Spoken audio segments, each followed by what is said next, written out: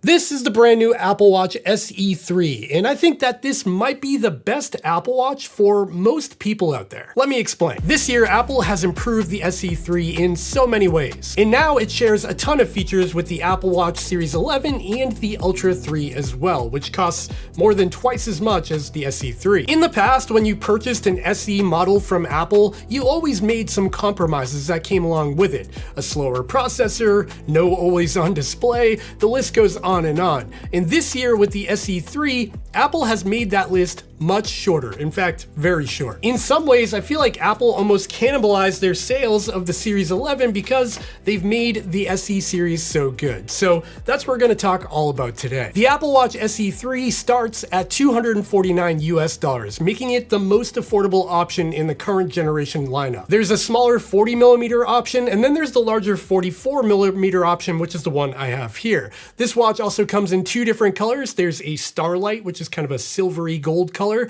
and then there's Midnight here as well. Now, of course, on top of that, there's also the cellular option for the SE3 as well, and that will add $50 to your price tag, but I kind of think it's worth it. Taking a closer look at the hardware here, the Apple Watch SE3 kind of borrows the design from previous generations. This isn't the super thin and sleek looking current generation like the Series 11 I have here. It's a little bit thicker by about 1mm. It's made out of aluminum. There's no titanium options, nothing like that. However, this watch is very lightweight, and it is the smallest Apple Watch you can get because it does have that 40mm option, where the Series 11 here starts at 42mm. Whoops, I had it upside down. So if you do have smaller wrists, the SE3 might be a good option for you just because of that reason. Now, under the hood on the Apple Watch SE3, Apple did something interesting. They've added the S10 processor, the S10 chip inside this watch. Now, that is the same processor or CPU that's under the hood on the Ultra 3 and the Series 11 as well. So now all current generation Apple Watches share the same processor under the hood. That means they should all be very snappy and quick. To be honest, I can't remember a time where Apple Watches felt slow, even thinking back to like the Series 6 or Series 5. They've always been very responsive, and that's no different here as well. But with that S10 chip, you'll notice apps load a little bit quicker. On the new SE3, that S10 chip and processor also unlock wrist gestures. This means you can interact with your watch without even touching it. So if I tap my fingers together, you can see I can scroll through my Smart Stack widgets here. And if I'm in a menu of any kind, like here, I can also scroll through this as well. You can also use double tap to pick up phone calls as they come in, play and pause music, and a variety of other things. But the gesture that I personally use the most is the wrist flick gesture. So if you have a notification pop up or you're in a menu and you want to quickly get back to your watch face, you simply flick your wrist and it goes back to the watch face, and this is something I use all the time. Another nice spec bump on the SE3 here is that they've also increased the internal storage of this watch to 64GB, where the previous generation was 32GB. So you get double the storage for your apps, your podcasts, your music, etc. Moving along to the display on the Apple Watch SE3. This has been updated as well. It still has rather large black bezels around the perimeter, but you don't really see them unless you're in an app that takes up the full screen. So if I dive into my weather app here, you can see it's not quite as seamless as something like the Apple Watch Series 11 here that takes up most of the watch face. It's got little borders here. The borders on the SE3 are certainly more chunky and noticeable. With that being said, in most menus or even this black background watch face, it's not something you really notice. The brightness of the Apple Watch SE3 on the display gets up to 1,000 nits of brightness compared to 2,000 nits on the Series 11 or even 3,000 nits on the Ultra 3. What does that mean in practical use? Well, there is benefit to having a brighter display on the Series 11 or Ultra models, but it's not as big of a difference as you might think. In pretty much every lighting condition that I've thrown at this watch, the brightness of the SE3 has been adequate. It's definitely on the hairy edge of being a little bit too dim for certain direct sunlight applications, like when I'm out on a run and I glance at my wrist. I do have to like angle my wrist down a little bit to kind of create a shadow for the watch, but you can always get by, and you can always move your wrist around a little bit to get the best lighting possible. So while I would appreciate more brightness like on the Apple Watch Series 11 here, the SE3 is certainly totally adequate and gets the job done, and I haven't found myself in a situation where I just couldn't see anything on the display. Other than the brightness though, Apple's also tweaked a couple of other things with the display. It now features an always-on display, which the SE models of the past never had, which was always kind of funny. It seems like an easy thing to incorporate. But now when the watch goes to sleep on your wrist, you can still read the time of day, as you can see there. On top of that, Apple has also updated the glass of this display, and they're calling it like 4 times more crack and scratch resistant. Now, I'm not gonna go all jerry-rig everything on you and scratch or break this thing, but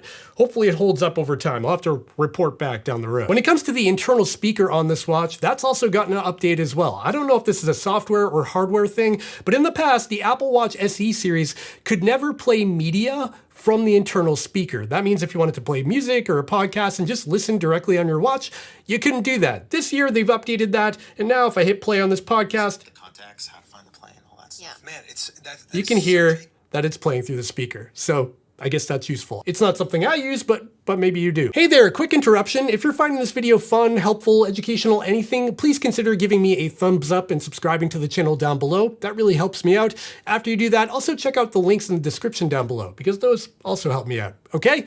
Back to the video. Another update to the Apple Watch SE 3 is 5G connectivity. Just like the S10 processor, all current generation Apple Watches also get 5G. And just like your phone, that means you have a faster internet connection when you're not near your phone or on Wi-Fi. Of course, this is optional. With the SE 3, you have to choose to have the cellular model if you want this. Again, it's about $50 more depending on the model you choose, but I do think it's totally worth it. Now, 5G can be more than 10 times faster than a 4G or LTE connection. But what does that mean on a watch? To be honest, not a whole lot.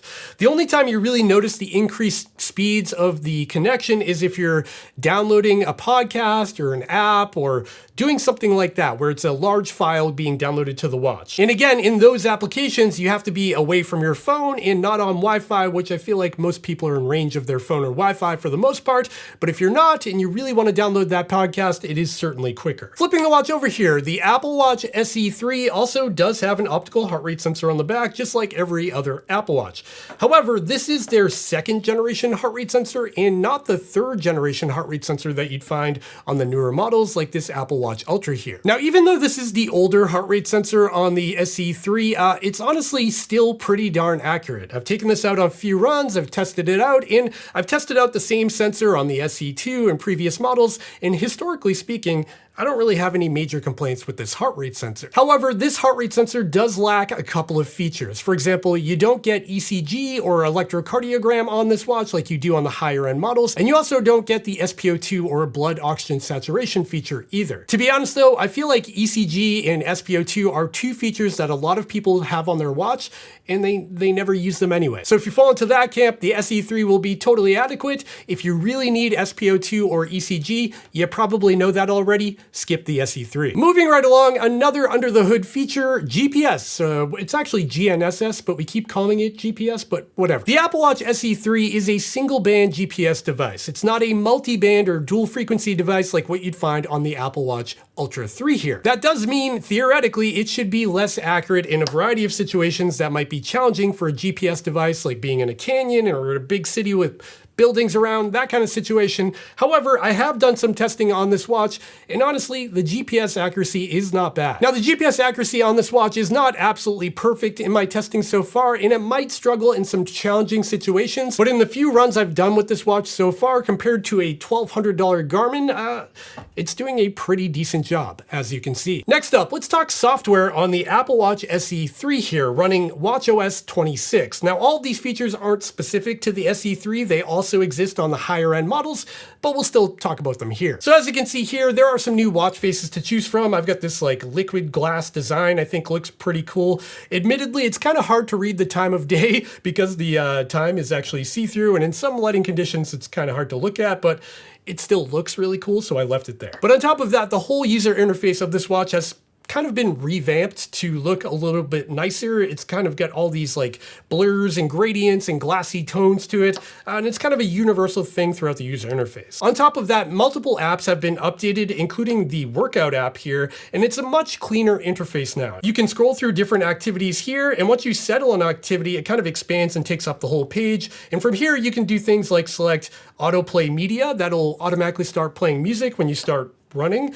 You can also go in and design custom workouts for your Apple Watch as well. Of course, just like the Apple Watch Ultra 3 and Series 11 and multiple other Apple Watches, we also have Workout Buddy here on the SE3 as well. And this is sort of like a motivational speaker that will chime in during your activity to tell you you're doing a great job, or you've run more miles than you have in the past 30 days, that sort of thing. Another update in watchOS 26 is the new sleep score. And as you can see here, this gives you a score from 0 to 100 to let you know how you did on your previous night of sleep and how rested you should be to take on the day ahead.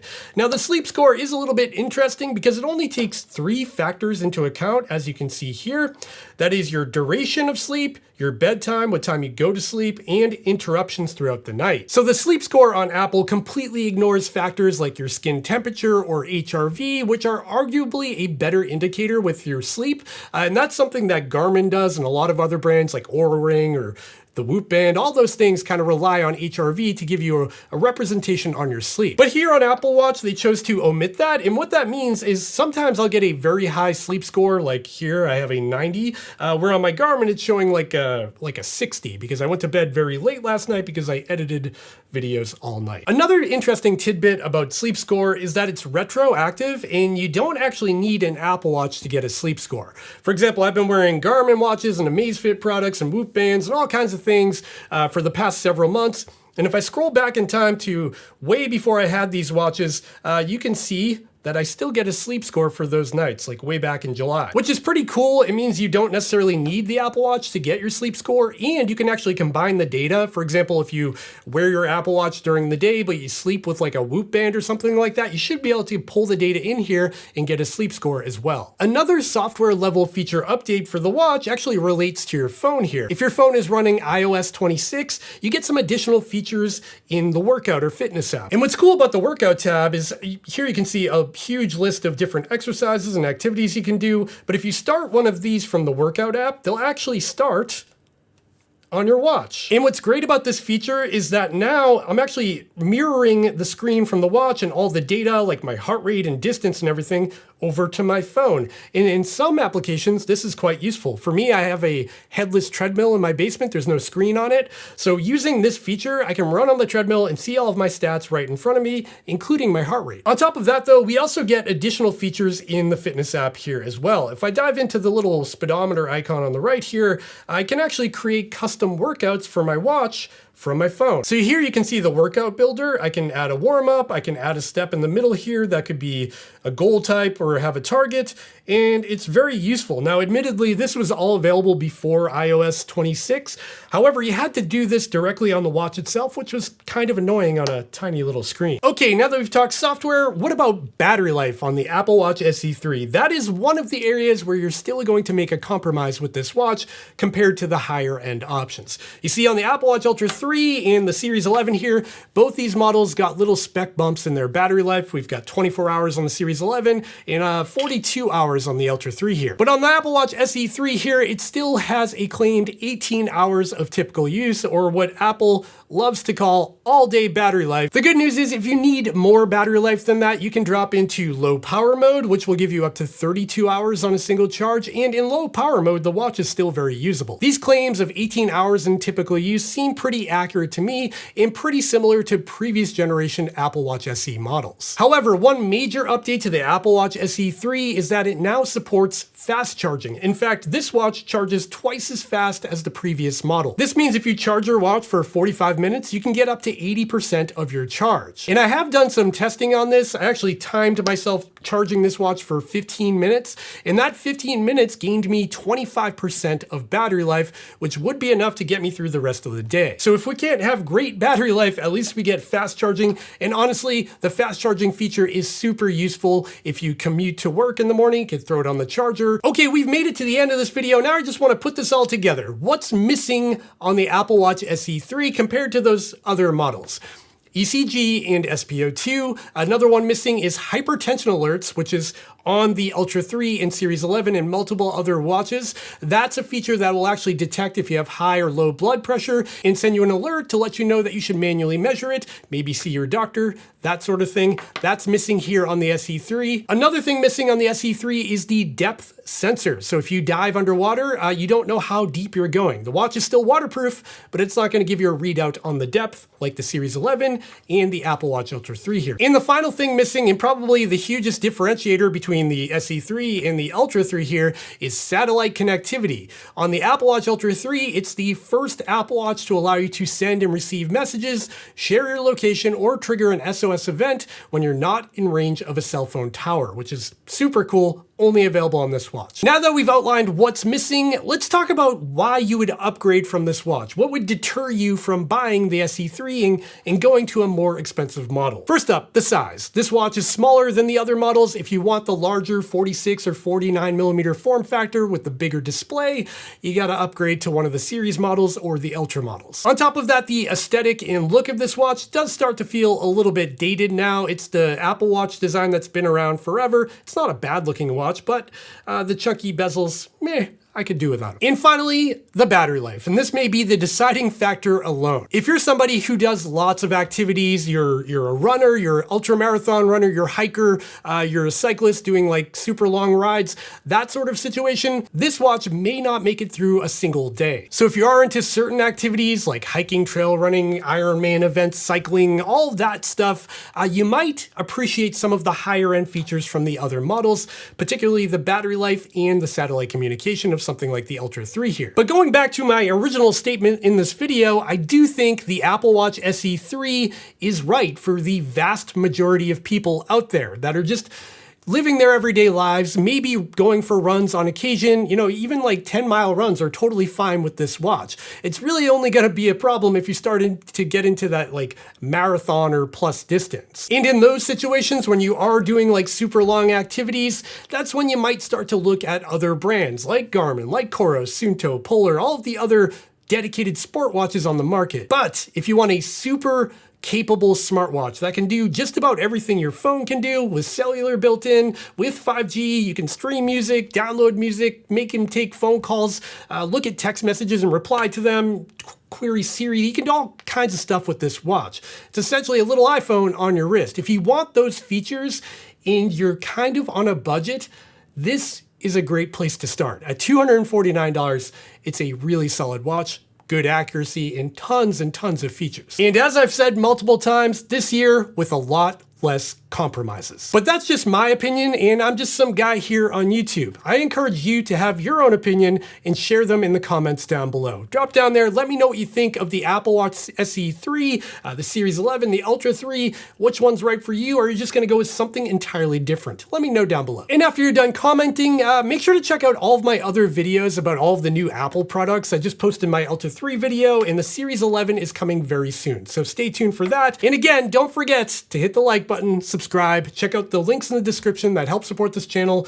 Do all the things down there. I really appreciate it, and I will see you very soon. Very soon. Okay, bye.